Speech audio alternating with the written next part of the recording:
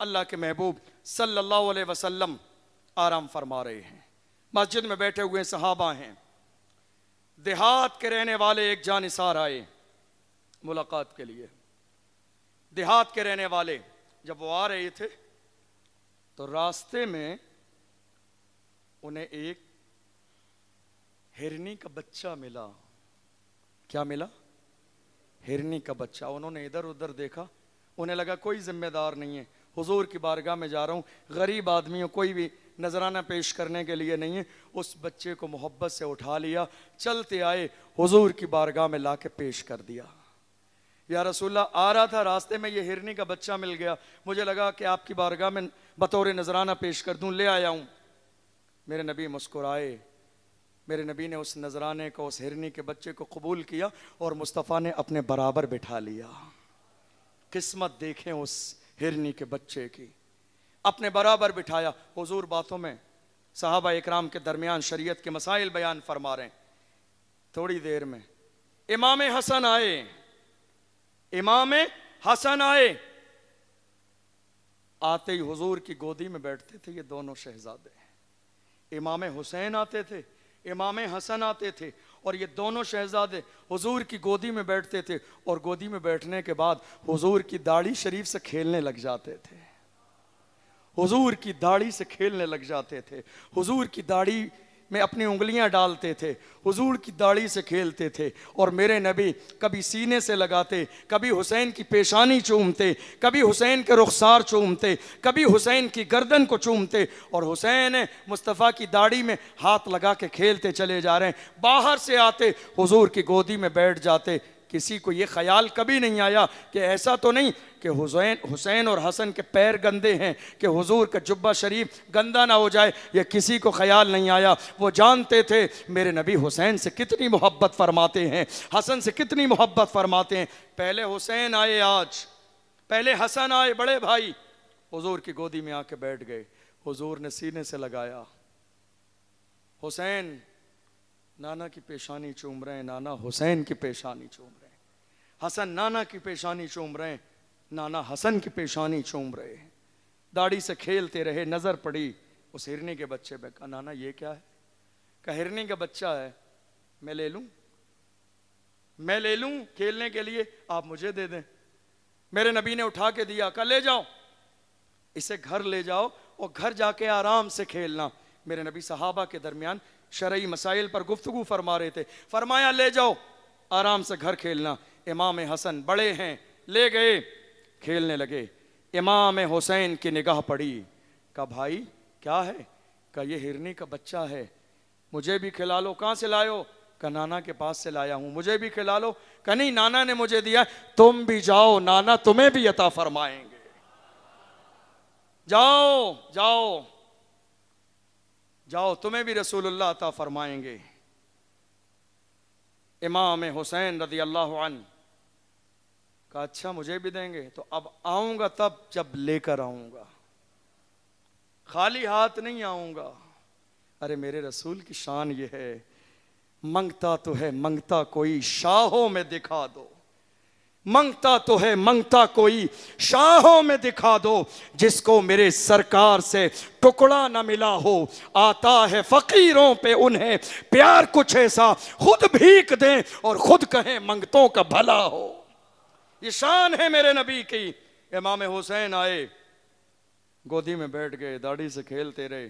दाढ़ी से खेलते खेलते प्यार से कहते हैं नाना आपने हसन को हिरनी का बच्चा दिया था? कहाँ दिया था, मेरे को भी दो ना, मुझे भी चाहिए। मेरे आका सल्लल्लाहु अलैहि वसल्लम मुस्कुराए। महसूस कीजिए उस मंजर को। मैं जब ये वाकयात बयान करता हूं मुझे ऐसा लगता है कि मेरी आंखों के सामने हो रहा है ये सब, ये कैफियत ऐसी लगती है मेरी आंखों के सामने। कहा नाना मुझे भी दो ना। मेरे नबी ने फरमाया जाओ, मैंने हसन को दे दिया, तुम दोनों मिलकर उसे एक से खेल लेना। कहा नहीं, मुझे अकेले पूरा एक बच्चा हिरनी का चाहिए। नबी फरमा रहे हैं हुसैन जाओ। कहा नहीं नाना, लिए बगैर तो नहीं जाऊंगा। यहां कोई ये ना सोच ले, ये ना सोच ले कि हुसैन नाना की बात नहीं मान रहे हैं, जिद कर रहे हैं। नहीं, ऐसा नहीं है। चूंकि हुसैन जानते हैं कि मेरा नाना कितना पावर वाला है, वो जानते हैं मेरे रसूल का, मेरे नाना का पावर ये है, ये चाहेंगे तो हिरनी बच्चा लेकर यही आएगी देने के लिए। ये जानते हैं मेरे आका हुसैन। जिद कर रहे हैं, नहीं जाऊंगा, खाली हाथ नहीं जाऊंगा। खाली हाथ जाऊंगा बड़े भाई के सामने क्या इज्जत रह जाएगी। वादा करके आया था खाली हाथ नहीं आऊंगा, हिरनी का बच्चा लेके आऊंगा। मेरे नाना, बच्चा लिए बगैर नहीं जाऊंगा। मेरे नबी ने मना फरमाया, नहीं है, कहां से दूं, है ही नहीं, एक ही था। देखो आप मोहब्बत, सहाबा देख रहे हैं और सहाबा भी ये जानते हैं हुसैन खाली हाथ नहीं जाएंगे, क्योंकि किसी दुनियादार से नहीं, मदीने के ताजदार से सवाल किया है, खाली हाथ नहीं जाएंगे। इमाम हुसैन ने जब जिद की, करीब था कि हुसैन की आंखों से आंसू निकल जाता, करीब था उस बच्चे के लिए, करीब था। जिद करते करते इमाम हुसैन की आंखों से आंसू निकल जाता। दुनिया की निगाहों ने देखा, सहाबा कह रहे हैं, या रसूल अल्लाह, हुसैन से कह दें रोए नहीं। वो देखें मस्जिद नबवी के दरवाजे पे हिरनी अपना बच्चा लिए खड़ी है हुसैन के लिए, हिरनी बच्चा लिए खड़ी है हुसैन के लिए। अल्लाहु अकबर। सहाबा देख के हैरान नहीं हुए, वो देख के हैरान नहीं हुए। हैरान तो वो होते हैं जहां कोई इस तरह का वाकया पहली बार हो, वो तो फजर से लेके इशा तक रोजाना यही देखते हैं, हैरान नहीं है वो। मेरे नबी सल्लल्लाहु अलैहि वसल्लम ने देख लिया, मेरे नबी ने हिरनी से बातचीत की, मेरे नबी ने बात की, अल्लाह ने हिरनी को जबान अता फरमाई, हिरनी ने जवाब दिया। लेकिन अब यहां कोई ये ना सोच ले कि हिरनी कैसे बोली। किसी के जहन में ये सवाल आ सकता है कि हिरनी ने हुजूर से बात कैसे की। मैं कहता हूं हिरनी फिर भी जानवर है, ये वो बारगाह है जहां पत्थर भी बोलने लग जाते हैं, ये वो बारगाह है जहां खजूर के दरख्त भी आते हैं तो मुस्तफा का कलमा पढ़ने लग जाते हैं। हिरनी तो फिर भी जानवर है, अल्लाह ने जबान दी हिरनी को। मेरे नबी ने फरमाया, तो यहां बच्चा लेके कैसे?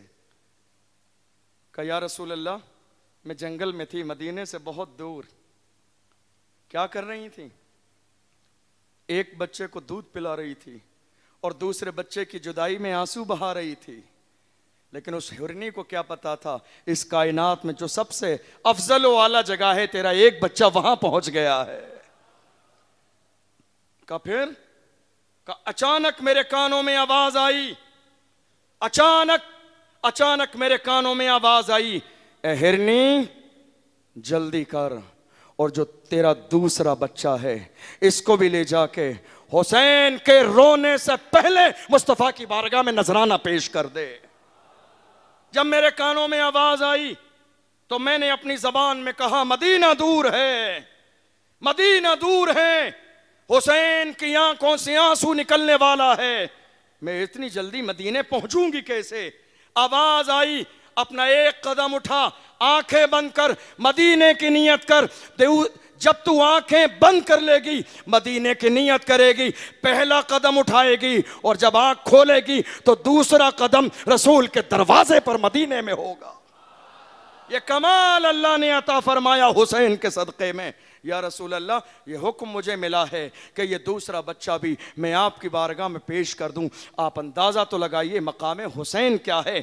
अल्लाह की रहमत, अल्लाह की मशीयत ये नहीं चाहती है कि हुसैन की आंखों में आंसू आ जाए, अल्लाह का करम ये नहीं चाहता है हसन की आंखों में आंसू आ जाए। मेरे नबी फरमाते हैं, ये दोनों मेरे शहजादे, मेरे नबी ने फरमाया, इन्नल हसना वल हुसैना हुमा रैहानी मिनद दुनिया, ये दोनों शहजादे मेरे दुनिया के दो फूल हैं, ये जन्नत के फूल हैं। मेरे नबी फरमाते हैं, इन्नल हसना वल हुसैना सय्यदा शबाब अहलिल जन्ना, ये दोनों जन्नती जवानों के सरदार हैं। आप जानते हो, जब बच्चे हमारी गोद में आते हैं तो हम उन्हें प्यार करते हैं, लाड़ करते हैं, पेशानी चूमते हैं, उनके रुखसार चूमते हैं, हाथों को चूमते हैं। मगर मेरे नबी की बारगाह में जब हसन और हुसैन जब गोदी में मुस्तफ़ा के दिए जाते थे तो मेरे नबी चूमते बाद में थे, सूंघते पहले थे। लोग कहते हैं या रसूल अल्लाह चूमा जाता है, सूंघा नहीं जाता है। मेरे नबी फरमाते हैं मैं सूंघ इसलिए रहा हूं इसलिए कि हसन के जिस्म से जन्नत की खुशबू आती है,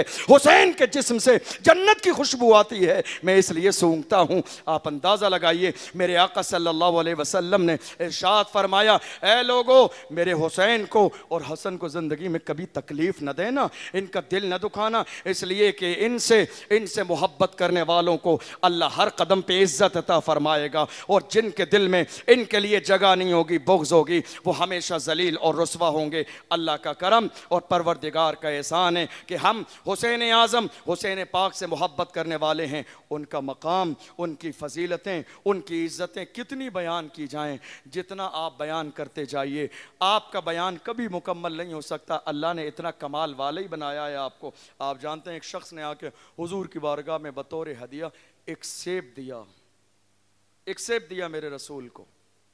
इमाम हसन और हुसैन दोनों आ गए, नाना हमें अता फरमाइए, पर पूरा चाहिए, घटना नहीं चाहिए बीच में से।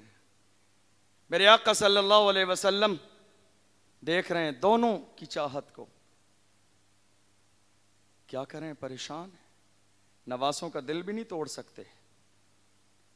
जिब्रील अमीन आए, अल्लाह आपको सलाम कहता है, या रसूल अल्लाह ये दोनों शहजादे पूरा सेब चाहते हैं, इसकी तरकीब ये निकलेगी कि इन दोनों में कुश्ती करा लीजिए, जो जीत जाएगा उसे पूरा सेब दिया जाएगा। मेरे आका सल्लल्लाहु अलैहि वसल्लम है, सहाबा इकराम है, कुश्ती का दौर शुरू हो गया। हज़रत खातून जन्नत हुजरे मुबारका से देख रही हैं। मेरे आका सल्लल्लाहु अलैहि वसल्लम ने कुश्ती कराई, इमाम हसन की साइड मेरे नबी बैठ गए, दूसरी तरफ हुसैन है। जब कुश्ती होने लगी तो मेरे नबी बार बार इमाम हसन से कह रहे, हसन हुसैन को पकड़ो, हसन हुसैन को पकड़ लो, हसन हुसैन को पकड़ लो।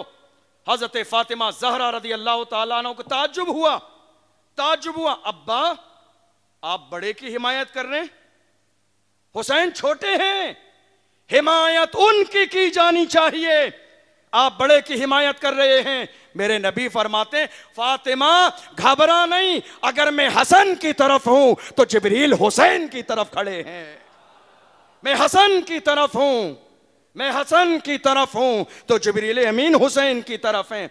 कुश्ती होती रही, लेकिन अब कमाल यह है, हराया किसको जाए, किसी का दिल टूटना न खुदा को गवारा है, न महबूबे खुदा को गवारा है। बराबर हुई कुश्ती, बराबर हुई। अब जब बराबर हुई तो दोनों को एक एक सेब मिलना चाहिए। जिब्रील अमीन जन्नत गए, एक और सेब लेके आए, महबूब के हाथ में दिया, कहा या रसूल अल्लाह एक हसन को दे दें, एक हुसैन को अता फरमा दें।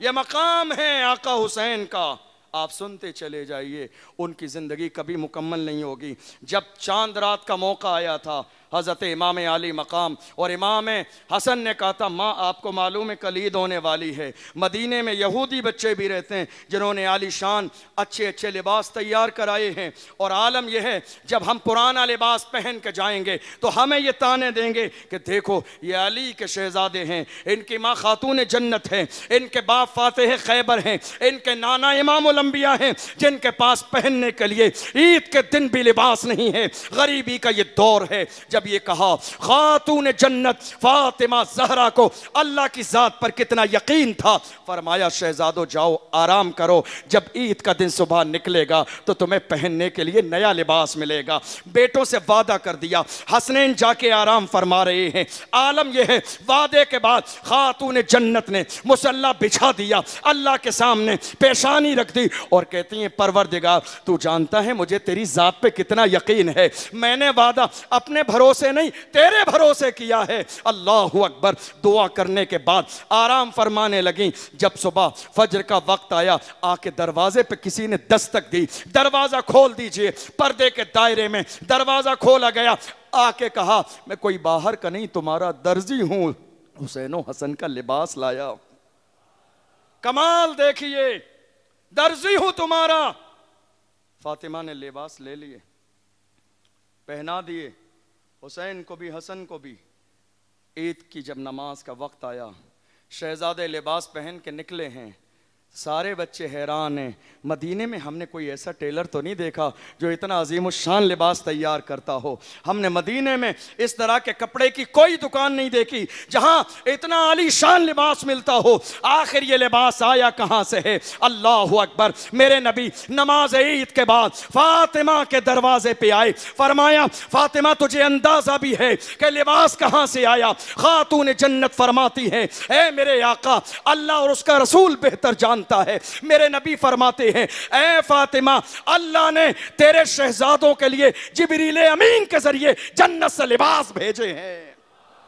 ये लिबास अल्लाह ने जन्नत से भेजे हैं ताकि हुसैन का दिल न टूट जाए, हसन का दिल न टूट जाए। ये लिबास जन्नत से आए हैं। और तुझे मालूम है लाने वाला कोई आम आदमी नहीं, तेरे दरवाजे पर जो टेलर बन के आया है, जो दर्जी बन के आया है, वो जिब्रील अमीन है। अंदाज़ा लगाएं आप, मकाम हुसैन ये है जिनके दरवाजे पे सैयदुल मलाइका, फरिश्तों के सरदार, सिदरतुल मुंतहा पे रहने वाले, मेराज की रात में मुस्तफ़ा का तलवा चूमने वाले, बारगाह रसूल में इजाज़त लेके आने वाले, खातून जन्नत के दरवाजे पे इजाज़त के साथ आने वाले जिब्रील अमीन जब आ रहे हैं तो किसी फरिश्ते और किसी बड़े मकाम की हैसियत से हुक्म देने नहीं, बल्कि खादिम की हैसियत से हुसैन के दरवाजे पे हैं, खादिम की हैसियत से हसन के दरवाजे पे हैं।